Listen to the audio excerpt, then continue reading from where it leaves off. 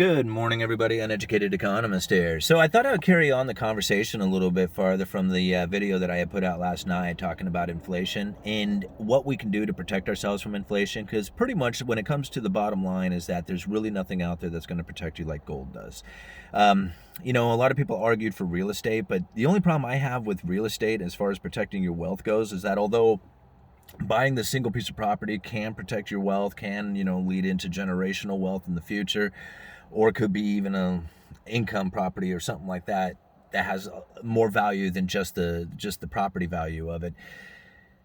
My problem with it is that if you need $1,000, you have to go to like a third party, take out a loan or something against your house. Buying gold or silver, you can sell off that $1,000 worth and be done with it, and you don't have to have a third-party contract or anything else. It's just you and that other person. So that's where I see, like, in that inflation scenario, where gold and silver is really going to be like the number one asset to be into. Now, it's really interesting because a lot of people say, well, you can't eat gold, or gold is a barbaric metal, nobody uses it anymore, there's no way it'll ever go back to the gold standard kind of thing. Don't even pay attention to it. It's like outdated. Right? I have a very different belief about that, because all I have to do is just look at countries that have failed, and every one of them turns to two things: the US dollar and gold, every time. It doesn't matter who it is: Venezuela, Argentina, Zimbabwe. It doesn't matter who you look at. If they fail, they go to dollars and gold, and it's the same thing no matter what. And recently, Bitcoin. And their neighboring countries, sometimes euros, stuff like that, but almost always dollars and gold. So it doesn't take a mental genius to think that if countries start failing around the world, there's going to be a huge demand for dollars and gold at the same time. And this is where I see the demand for dollars and gold increasing. Now, somebody said, well, why are they going down at the same time? Okay, just like anything out there, markets do not head in one direction forever. Look at Bitcoin just recently. It looked like it was never going to end. It was just going to go straight to $1 million, and it stopped at 19.5. Why? Because everybody who bought in at $19,000, $20,000 2 or 3 years ago are finally relieved that they can finally get out. Their wife has been bitching at them that they spent $20,000 on a Bitcoin that doesn't do anything for them. It's just sitting there, and they're finally able to cash out. So, yeah, it doesn't surprise me that when it hit $19,000, we saw a dramatic drop in Bitcoin. It's part of its nature. It's super volatile. It did not surprise me one little bit. Now, with that being said, gold and silver, let's go back to that and talk about whether or not you can eat it. No, you cannot take an ounce of gold and eat it, but you can trade it. And we know you can trade it because we've already experienced that and seen it throughout the entire world every time an economy fails. So you can trade it for food. And now a lot of people will say, well, when there's a total economic collapse and it's all gone, there is no way that anybody's going to be trading any of their goods for any of that worthless gold that they can't do anything with. Really?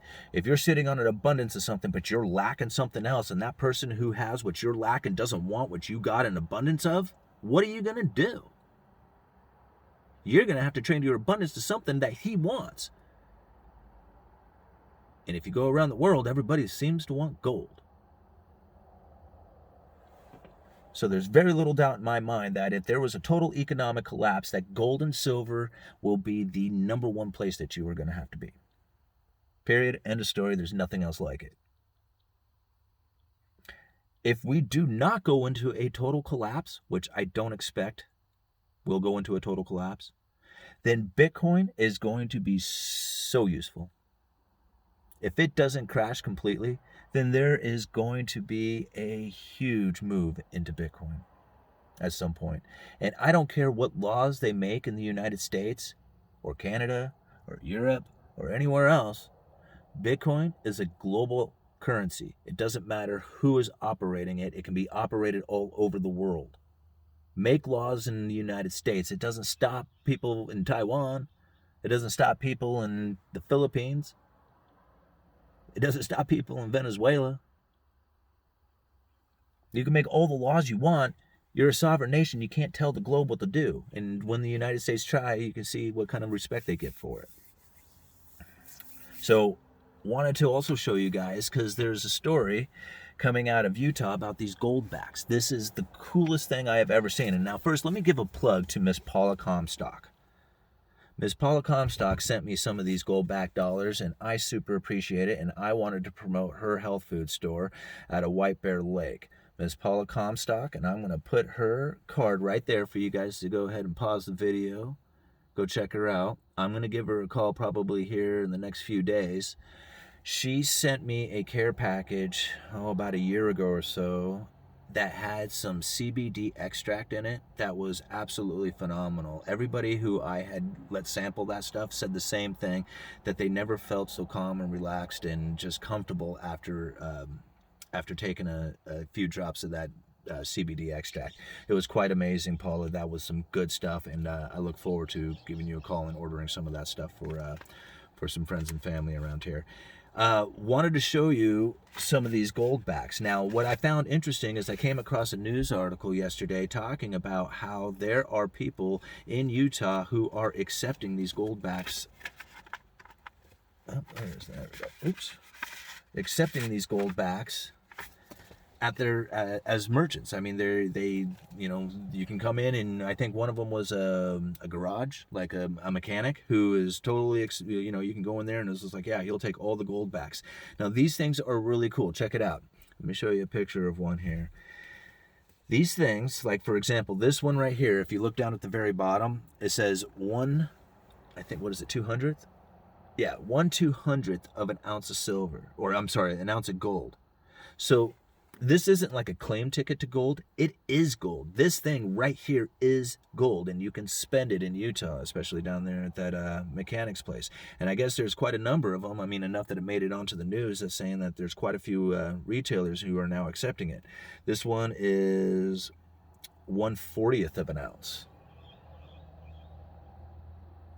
And then this one here, that 1/40th, that one's a cool one. This one here, 1/100th of an ounce. So what is that? 1/100th of an ounce. We're at what, $1,800? So what, $18? Is that what this one is? I think we did the math on it when I first got these, and I had totally screwed that up. But yeah, so check that out. And you can just go down there and it's just like, hey man, I don't have my cash, but I got these Goldbucks, and they'll be like, yeah, I'll take your gold. And there's stores down there, and it says, you need to eat? Yeah, I'll take your gold. So don't think that gold and silver and precious metals in general won't be a place to be when there's a total economic collapse. It's already coming into play. I just love that mechanic because he says it's way easier than using Bitcoin. Yeah. Anyway, let's see. I guess that's probably it. All I have to say on this one. Uneducated Economist. You guys let me know.